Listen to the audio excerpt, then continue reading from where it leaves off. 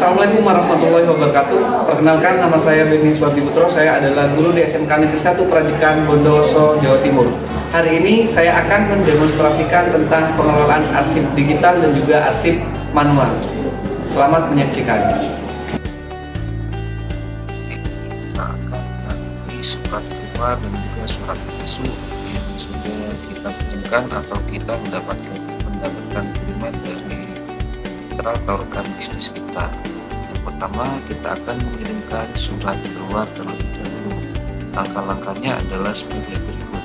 Pertama, kita klik tulis, kemudian kita tuliskan alamat email kita, kemudian untuk subjeknya di sini surat komplain, kemudian kita di sini kasihkan salam pembuka, kemudian kita lampirkan file atau suratnya di sini, cari suratnya, dan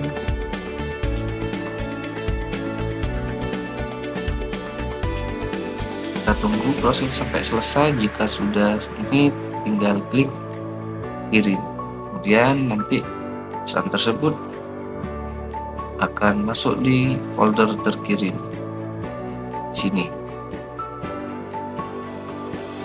Setelah itu kita akan membuka email masuk dari mitra kita, karena email tersebut mengirim surat, berbagai jenis surat ya.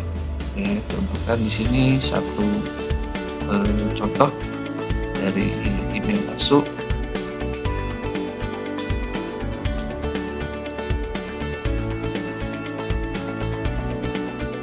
Ini dari PT Mitra Seindo Properti, di mana isinya adalah pemberitahuan tunggakan pembayaran. Di sini kemudian kita download terlebih dahulu surat tersebut. Nah, kita tunggu sampai selesai. Jika sudah, kita langsung buka dan akan kita proses mencetak dokumen tersebut yang akan nantinya kita gunakan sebagai bahan pengelolaan kearsipan. Setelah semua surat masuk di email kita download, langkah selanjutnya kita akan mencetak surat tersebut. Kurang lebih ada 10 surat yang akan kita cetak.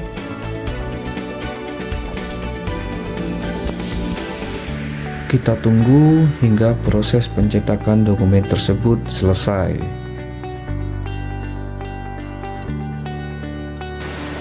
Setelah semua surat tercetak, langkah selanjutnya kita akan menuliskan surat-surat tersebut ke dalam buku agenda, di mana buku agenda yang saya gunakan saat ini adalah buku agenda kembar, yaitu buku agenda antara surat masuk dan surat keluar. Tata cara penulisannya kita pisah. Di sini ada format buku agenda kembar surat masuk, kemudian di sini ada format buku agenda kembar surat keluar. Jadi pencatatannya sendiri-sendiri antara surat masuk dan juga surat keluar. Untuk kolomnya di sini ada kolom nomor, kemudian tanggal terima, kemudian tanggal surat.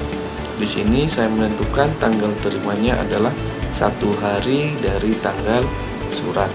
Kemudian di sini ada nomor surat, kemudian di sini adalah dari atau surat tersebut berasal dari mana, kemudian perihal surat tersebut atau isi surat tersebut apa atau ringkasannya, kemudian di sini ada kolom lampiran.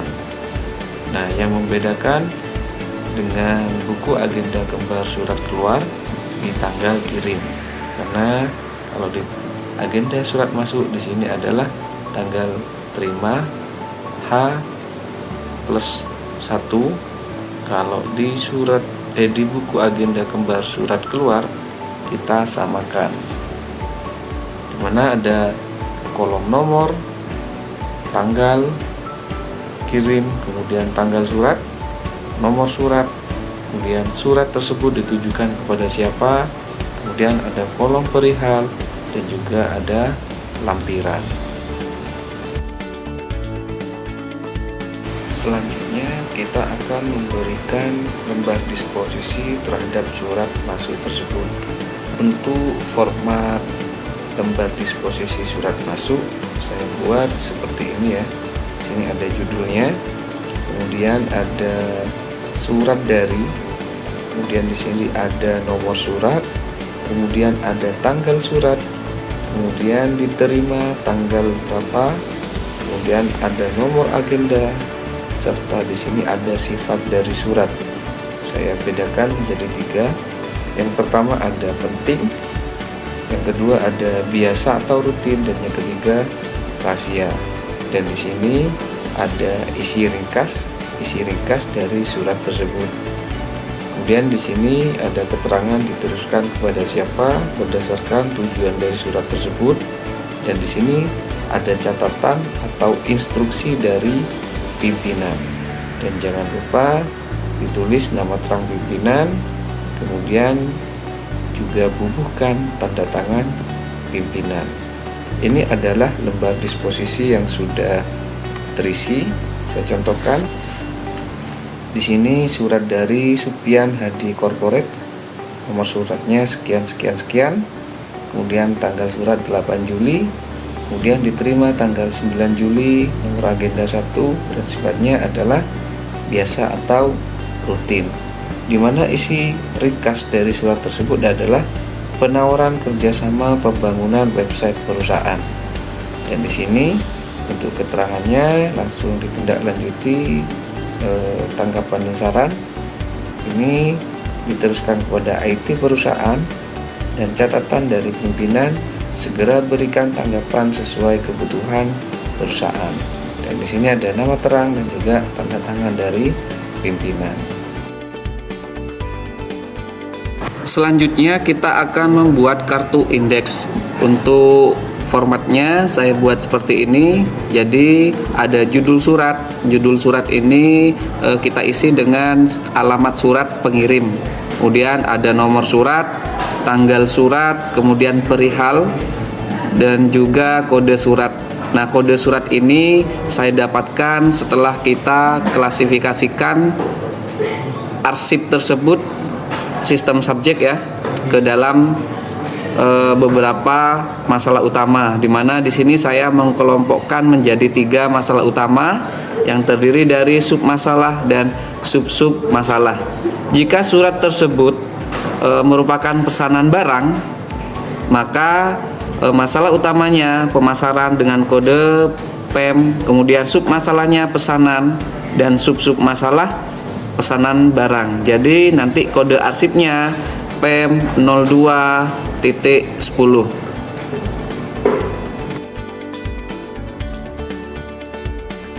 Langkah yang pertama, kita akan memberikan kode pada surat, dan untuk posisinya berada di kanan atas ya, sesuai dengan kode klasifikasi yang sudah kita buat berdasarkan sistem subjek.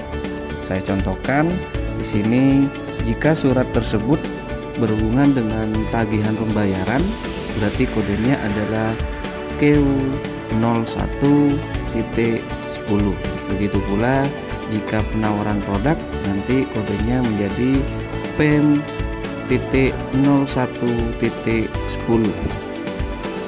Selanjutnya kita akan memasukkan surat-surat tersebut ke dalam Snellhector, di mana di sini ada 3 get ya yang saya gunakan. Yang pertama get primer atau get masalah utama, yang kedua get sekunder sebagai sub masalah, dan yang ketiga get tersier atau sub masalah. Kita sesuaikan saja dengan kebutuhan. Misal surat tersebut berhubungan dengan tagihan pembayaran, jadi nanti surat tersebut berada di kode Q0110. Begitu pula jika surat tersebut berupa pesanan barang, nanti kode surat tersebut berada di dalam get PEM kemudian 02.10. Kita tempatkan sesuai dengan kebutuhan. Kemudian jika sudah selesai semua surat dimasukkan ke dalam SNELector, kemudian kita akan menyimpannya ke dalam filing kabinet. Jika sudah selesai semua surat kita arsipkan, langkah selanjutnya kita akan menyimpannya ke dalam filing kabinet.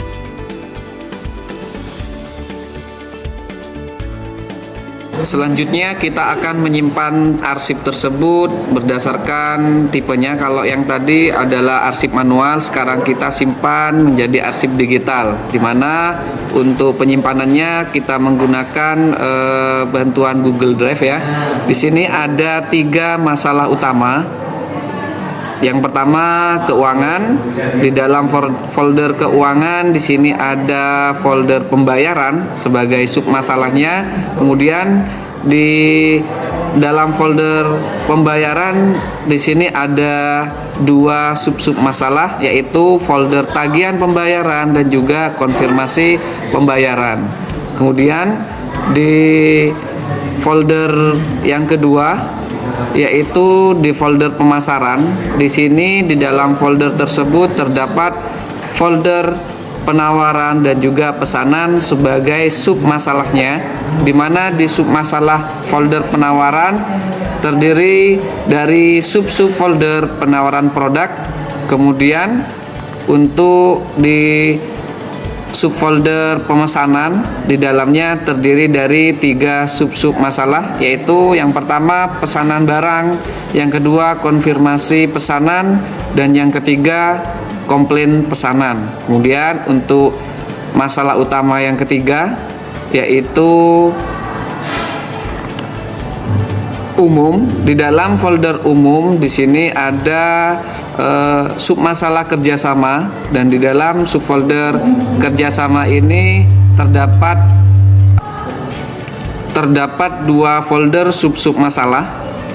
Yang pertama yaitu folder kerjasama penjualan, dan yang kedua yaitu kerjasama jasa.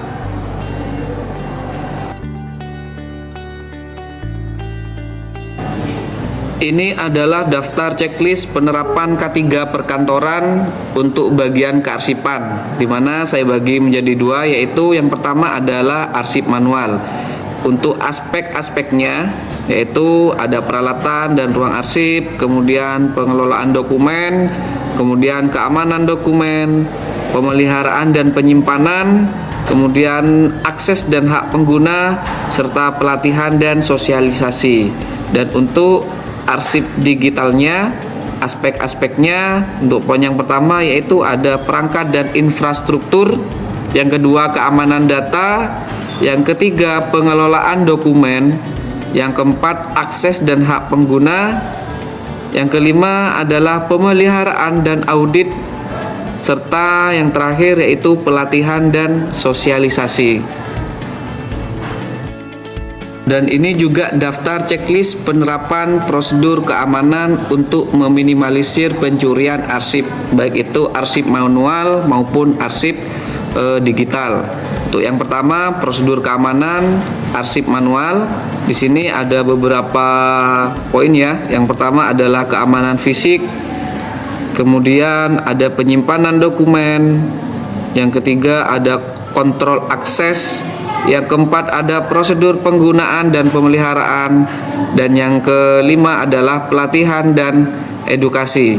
Serta untuk bagian arsip digital, untuk prosedur keamanannya yang pertama adalah keamanan perangkat dan jaringan, yang kedua keamanan data, yang ketiga kontrol dan akses, yang keempat prosedur pengguna dan pemeliharaan, dan yang terakhir yaitu pelatihan dan edukasi.